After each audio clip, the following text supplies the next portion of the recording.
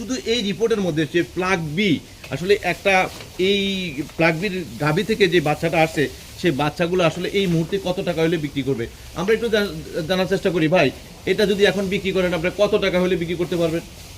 এটা যদি এখন বিক্রি করি এটা এখন ধরেন 2.5 লাখের উপরে বেচতে হবে।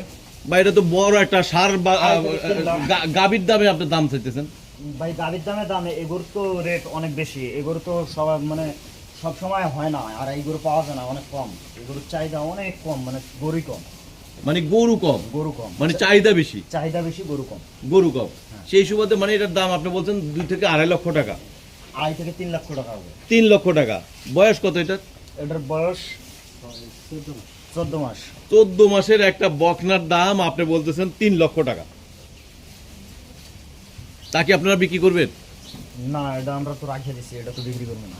ও বিক্রি করবেন না মানে এটার দাম আছে? এটার দাম আছে আর কি, এটা আমরা রেখে দিছি।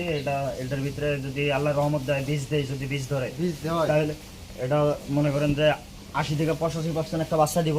এই বাচ্চাটা যদি দামুল হয় তাহলে এই বাচ্চাটাও রেখে দেবো।